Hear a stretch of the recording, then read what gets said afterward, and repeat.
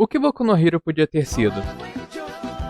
Agora que finalmente o famigerado anime de herói acabou, mesmo que tenha sido esse final medíocre, salve para alguns bons momentos, me fez lembrar que nos primórdios de uma época que esse anime ainda era hypado pelas pessoas, eu estava passando por uma fase onde toda obra que eu li eu tinha interesse em saber um pouco sobre o que levou ela a se tornar o que ela é. E tiveram alguns casos interessantes, como Berserk, onde temos o Griffith mulher e o Guts usando tapa-olho, ou Naruto com sua bike iradíssima. Mas em imensas one-shots temos essa coisa aqui, ó. Sei que à primeira vista expresso de Midori que não dorme às mesas, juntamente com essa moça e esse herói que futuramente só se tornaria um personagem secundário da história principal,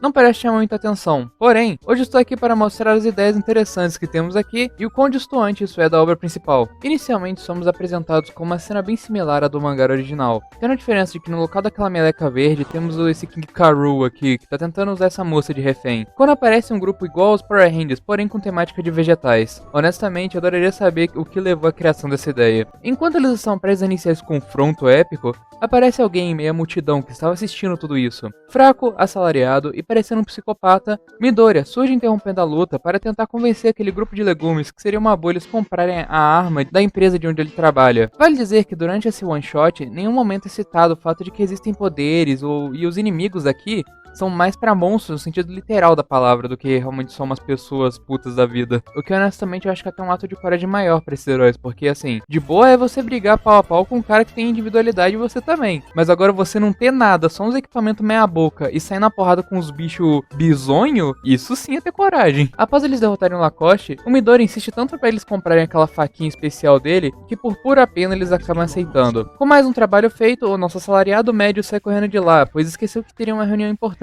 hoje na empresa. Por outro lado, vemos que a galera da empresa está tendo um papo cabeça, onde eles discutem as possíveis causas deles estarem no vermelho atualmente, já que mesmo estando com um país com a maior taxa de aparição de monstros, eles não vendem quase nada. Esses aí, contra todas as chances, conseguiram ser um fracasso no ramo deles. E Midoriya chega interrompendo a reunião, comemorando que fez uma venda, e como eu disse antes, pra quem tá no vermelho, qualquer coisa é lucro. Então geral vai comemorar que ele conseguiu fazer essa venda. Mas mesmo sendo ovacionado pelo pessoal do trabalho, ele tava na real bem bad, pois assim como no original, o sonho dele não era trabalhar como assalariado, mas sim se tornar um herói. E ele decidiu que no ramo onde ele trabalha, ele seria o responsável por cuidar das armas, devido ao fato de que esse é o único trabalho que ele pode realizar um teste nelas para poder saber se elas podem ir para os heróis. E bem, ele literalmente isso que ele faz, pois ao invés de só pegar os equipamentos e vender, ele realiza um teste, entre aspas, se vestindo de herói e saindo na rua para combater o crime, no caso, esses monstros. Ele, sem que as pessoas saibam, se veste como um herói que ele gostava muito no passado, tendo literalmente um uniforme completamente inspirado nele. No caso, o herói que ele gostava se chamava Positive, tanto que é por isso que tem um pin na cintura. E como já dizia aquele provérbio, quem procura acha.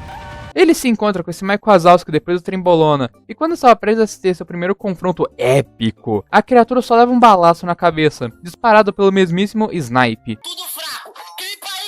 que humilha o Midoriya, falando quão merda o Positive era e zoa o uniforme do nosso rapaz aqui por causa que é feito de papelão. Um tempo depois, Midoriya conta do acontecido de certa forma, explicando apenas que não gostou desse herói porque ele falou mal do Positive. E como o Positive costumava comprar coisas dessa empresa, ele faz um complô ali com a chefe dele e combinam, não vamos vender nada pra esse cara, pau no cu. E por falar no final do Positive, a dona atual da empresa comenta que achou um equipamento que é antigo que pertencia a ele, no caso uma luva, que ela modificou e agora está melhorada, tornando ela um super equipamento especial. E mais uma vez, a chefe dele manda ele trabalhar e procurar alguém que esteja interessado em comprar esse super equipamento especial. Seguindo seu procedimento padrão, Midoriya se veste com aquela fantasia e segue o Sniper, que coincidentemente estava na região, tirando os autógrafos ali, trocando uma ideia com geral. E como ele queria se vingar pelo que aconteceu, já que o Sniper meio que estragou os planos dele de derrotar um monstro, ele decide então que vai fazer o mesmo. Então ele vai lá, literalmente atrapalha o cara e vai tentar roubar a kill do monstro. Porém, as coisas não acabam muito bem. E a dona da empresa que estava voltando para casa e por coincidências do roteiro, ela acabou passando pelo local onde o nosso herói estava apanhando. No caso, apanhando eu acho que é pouco, ele tava morrer mesmo. E quando ele ia se tornar o novo integrante do Vasco,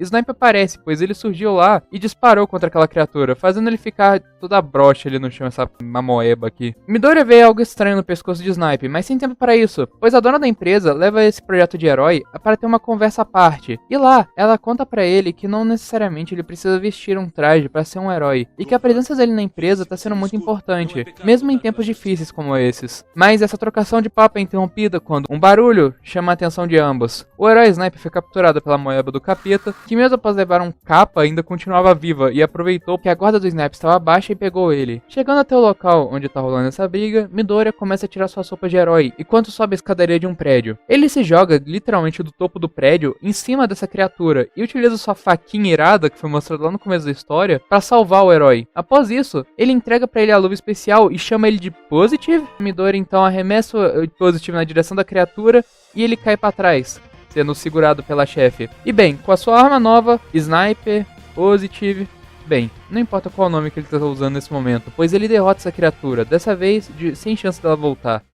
Um tempo se passa e vemos que Midoriya está sentado em um parque com um sujeito usando uma roupa de cowboy, onde lá ele revela que descobriu que o Sniper era Positive devido ao jeito que ele ficava colocando a mão no pescoço, já que ele era fã do herói e sabia que ele tinha torcicolo, então ele associou as duas coisas, até porque nenhuma outra pessoa no mundo pode ter torcicolo. Aproveitando esse momento de revelação, o atirador revela pra ele que ele deixou aquela vida de Positive pra trás quando ele recebeu um ataque que quase perfurou seu coração, e desde então ele ganhou meio que um trauma, que ele não gosta muito de chegar perto dos monstros, por isso que ele virou um atirador a longa distância. Mas graças ao equipamento da empresa, agora ele consegue atacar a distância com o equipamento que era dele, do Positive. Terminamos então o mangá com o Midoriya conseguindo o respeito do seu herói, e no último painel, vemos que os negócios da empresa estão indo bem, com a volta do Positive graças ao seu novo equipamento, e também vemos que o Midoriya agora está bem feliz, pois mesmo que ele não tenha virado um herói, ele sabe que é alguém bem importante dentro da empresa. E também porque ele tem o respeito daquele que ele sempre admirou quando era menor. Então, graças a isso, ele é um verdadeiro herói. Honestamente, vi paralelos interessantes do final da história original com a versão da beta. Adoraria saber em que momento o criador da história deixou essa ideia de monstros e não ter poderes e só tá com individualidade em geral. Também tem a parada que o Midoriya nessa one shot tem aquela piada que o All Might sempre tá doente, sabe, vomitando sangue os carai. Mas eu acabei não comentando muito sobre isso durante o vídeo porque literalmente isso acontece bastante, quase todo painel que o Midoriya aparece tem alguma coisa disso. Então eu só deixei de lado pra não ficar atrapalhando o andamento. Enfim, vocês acham que se a história tivesse seguido o rumo dessa one shot, ela teria futuro?